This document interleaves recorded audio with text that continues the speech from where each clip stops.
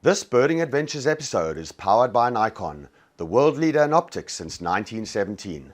On this week's episode of Nikon's Birding Adventures, we're at the Winter Wings Festival in Klamath Falls, Oregon. And the Klamath River Basin is one of the most diverse places in all of North America for birds, especially in winter. Such great diversity of habitats, from juniper woodlands to oak chaparral to meadows to conifer forests to marshes. It really is a spectacular draw card for millions of birds. On this birding adventure, we're going to go looking for all the different species of owls of Klamath County, and we're also going to be looking for our golden bird for this week, the beautiful white-headed woodpecker.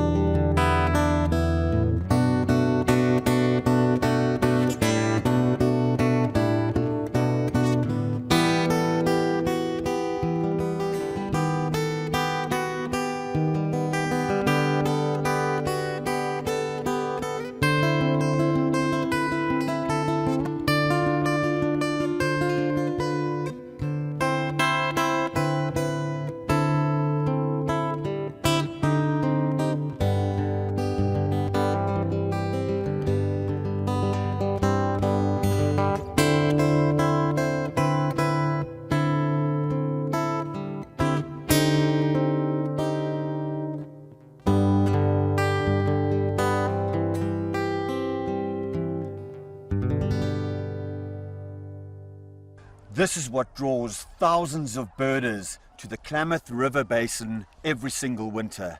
An avian waterfowl spectacle like no other. We're talking 20 to 30,000 white-fronted geese over here. There's snow geese, Ross's geese. There's probably 30,000 tundra swans over here. An incredible spectacle right before our eyes. And we're not the only ones taking advantage of this avian spectacle. Bald eagles in their 40s and 50s are right here in front of us, preying on the sick and the injured and taking them out from the rest of the flock.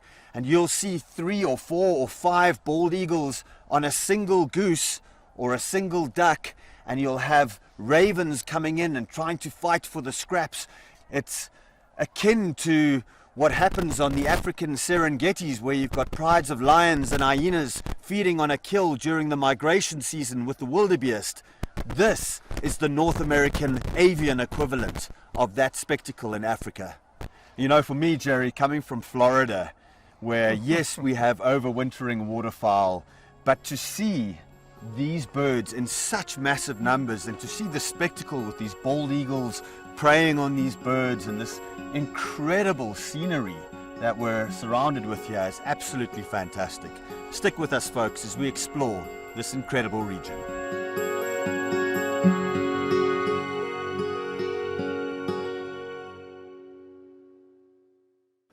This Birding Adventures episode is powered by Nikon, the world leader in optics since 1917. And by Hobie Mirage Drive Kayaks. Enjoy nature effortlessly.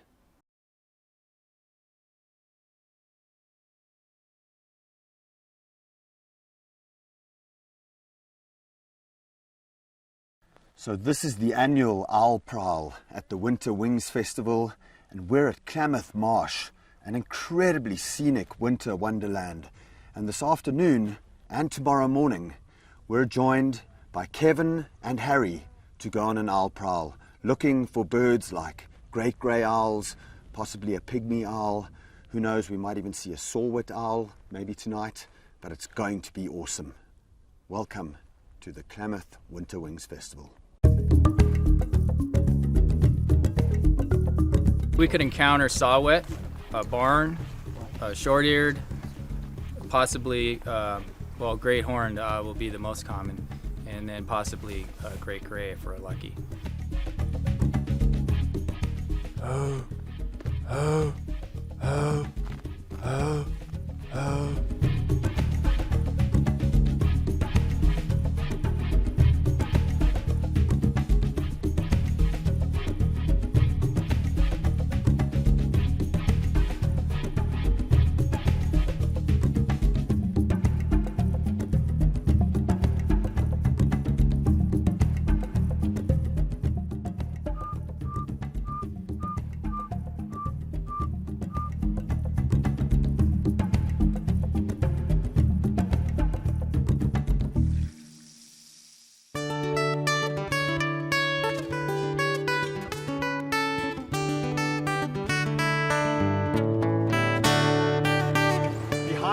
the habitat of the American dipper, one of the only songbirds in the world that actually forage for their food underwater. And they've got some very unique adaptations to do this. They have a nictitating membrane over their eyes, which allows them to see perfectly underwater. They also have these unique scales that cover their nostrils when they dive for food. And lastly, their oil glands produce more oil than other birds, allowing them to stay warm in these frigid waters. What a spectacular bird of these mountain streams, the American dipper. Now there's several species of dippers worldwide, and some in South America have got white on them. Others, the European dipper, has also got white on it with a blackish kind of body or grayish body. But this one is very drab in color, but definitely not drab in its habits. They nest under structures like bridges, and one of the coolest things you'll notice is every time that they blink their eyes, you'll see this little white eye ring. You won't see it unless they blink their eyes. A spectacular bird, the American dipper.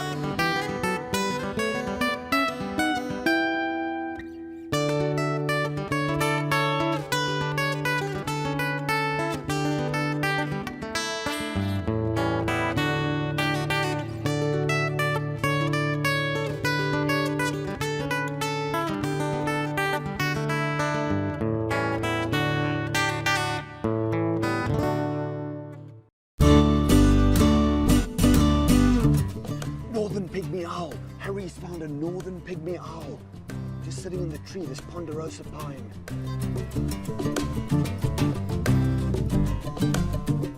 So finally, our owl prowl at Klamath has yielded a filmable owl. We've got a northern pygmy owl sitting in beautiful light on this limb overlooking the river. And I'm filming him right now. What a beauty, huh, Harry? Yeah, they're great. They're only about 6 inches tall. They're the smallest owl that lives in the northwestern part of the U.S., but totally ferocious. They'll catch birds 2 to 3 times their size for prey. So all the birds are very aware when there's a pygmy owl around. It's amazing. You know, we've just been filming a pair of American dippers, and Harry saw this guy just fly across the river. And he's like, whoa, pygmy owl! And sure enough, sitting at that tree, there's a pygmy owl. What a great sighting. He'll just ignore us. He's looking for juncos, nuthatches, anything he can find that's out during the daytime. Let's try stalk him and get a little bit closer if we can. Awesome.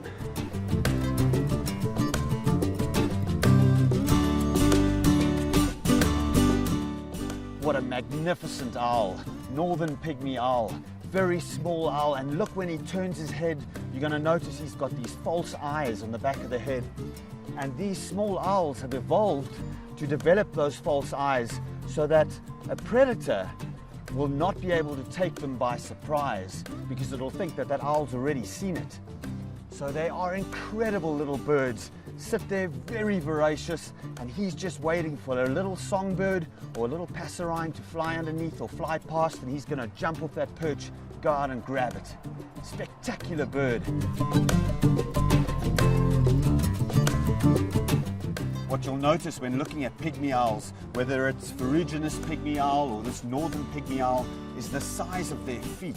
They've got really, really big feet in proportion to a bird that's only about that big. I've never been able to watch a pygmy owl this long. No, usually they're nervous, or they don't sit in the sun. They get back in the shade with a hard time. He's pretty approachable and very content, not nervous at all. And I'm watching. Yeah, it's pretty amazing. I think I'll go warn the dippers to watch out. We're watching this northern pygmy owl, and we've got a nice little group of common goldeneye as well. One of North America's most beautiful ducks, especially when it's in breeding plumage. This time of the year in winter, they come down to the Klamath region. The young males more resemble the females and are not as brightly colored as the males. Look at that beautiful golden eye on these males right in front of us here. Stay with us as we take you further into the birding, the wonderful, spectacular scenery of the Klamath River Basin.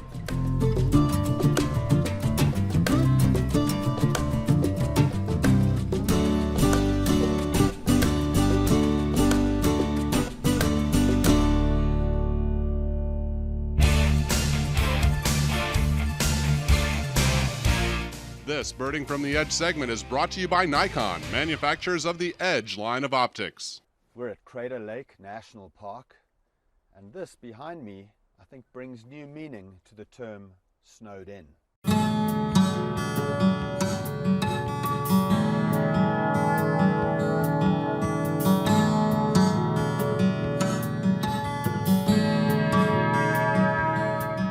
Almost 8,000 years ago, a 12,000 foot high volcano collapsed, causing this 2,000 feet deep crater lake.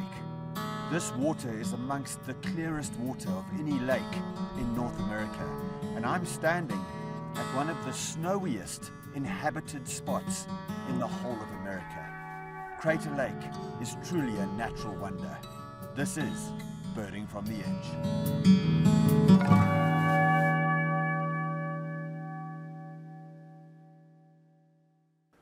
This Birding Adventures episode is powered by Nikon, the world leader in optics since 1917.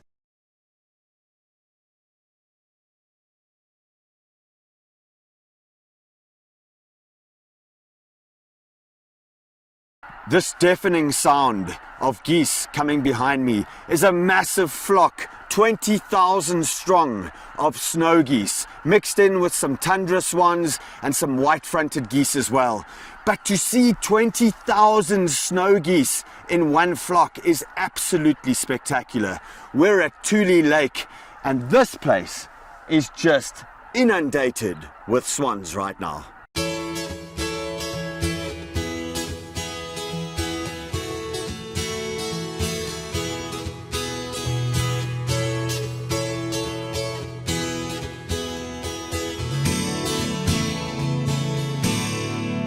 At the turn of the 20th century, snow geese numbers had plummeted in all of North America.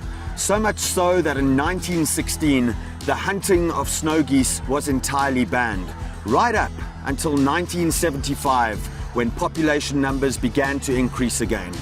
Snow geese are doing very well today thanks to these flooded agricultural fields, and it's one of the few examples where the impact of man has had a positive influence on the population of a bird species.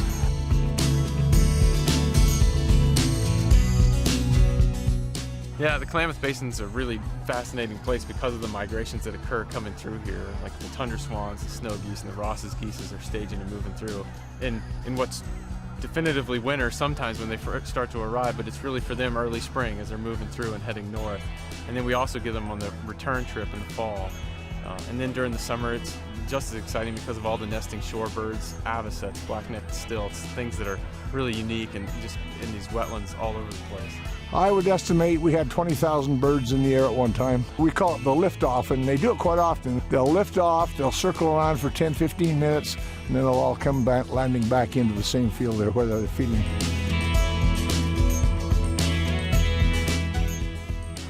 The inevitable consequence of such huge numbers of geese means that there's also going to be large numbers of predators.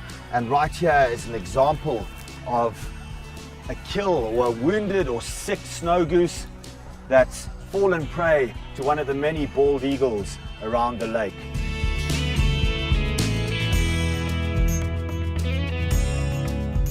It's really fascinating being in the basin because we get both snow geese and Ross's geese in really good numbers. And so having been from the East Coast, Ross's goose was kind of a grail bird for me when I first moved here. And then at one point with my kids, we were in the middle of a flock of 10,000 Ross's geese, and it was just kind of otherworldly. And we also have the blue morph, snow geese, and Ross's geese even come through. And I know, at least for Ross's geese, the blue form is extremely rare. And we've had one here the last 2 years. I haven't seen one this year, but we've had a pure blue form Ross's geese.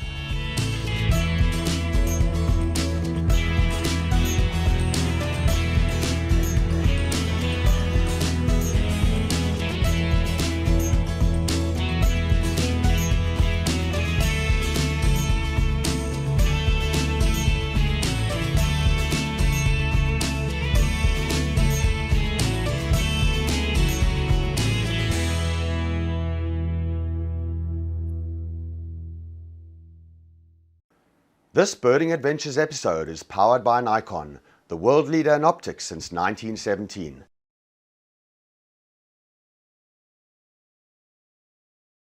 This is the home of Jerry Hill, and he's a local Klamath Falls birder.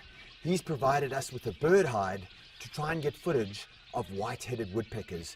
Now there's only one pair of white-headed woodpeckers in this whole area, so we've got to be fairly lucky.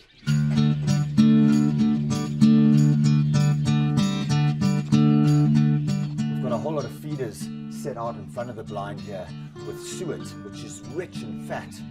And these woodpeckers and a lot of the other birds love feeding on suet, especially in the winter times, so that they can build up their fat reserves.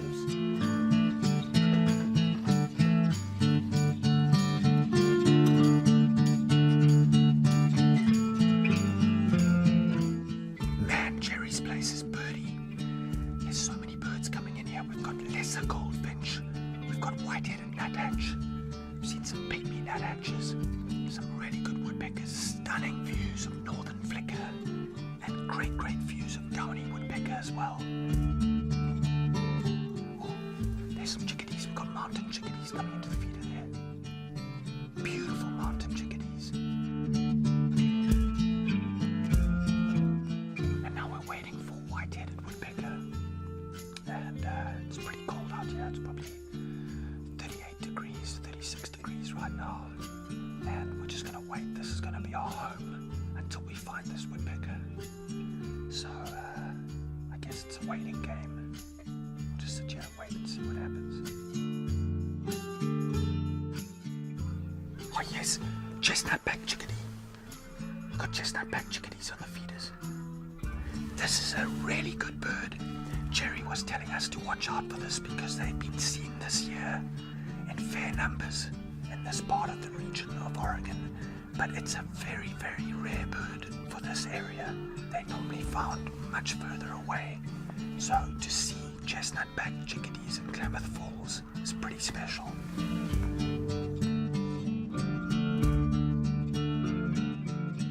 my gosh, white-headed woodpecker just landed on the suet feeder right in front of us. Oh my gosh. Oh, what a spectacular bird. This is actually the first time that I'm seeing this bird. And I've been waiting here for 3, maybe 4 hours. And finally this bird has showed up. I'm so excited. What a magnificent species. You know, I've been to Oregon once before, and I missed this bird. So, wow, to see it so close. It's got to be 15 yards from me. Just sitting on the suet block, just feeding.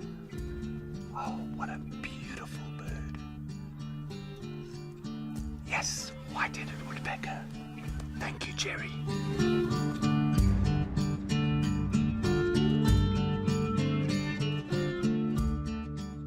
Jerry, in true Oregon-style hospitality, provided us with his house to film from the blind and try and find white-headed woodpeckers. We were successful, and it was awesome to see these birds coming into his feeders along with all the other variety of birds. But I really want to find these birds in the wild, so we've come to this pine forest and we're going to try and see if we have any luck.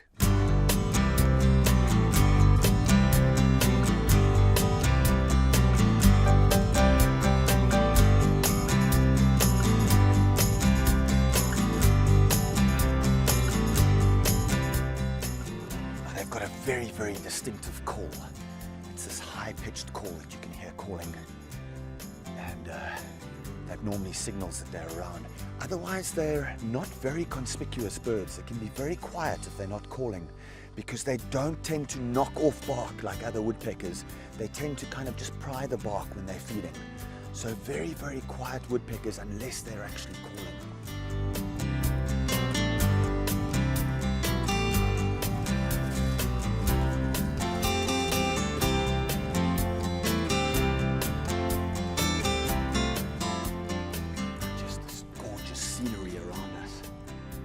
Beautiful tall pine trees, and what I'm looking for are snags, dead snags, which they like to nest in. So we're going to try and find some dead snags that might be suitable.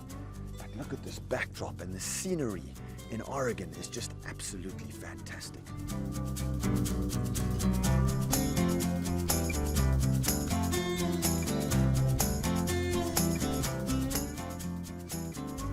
Got Got a woodpecker at the top here. Got a woodpecker. Oh, it's just gone on the other side. Oh, man.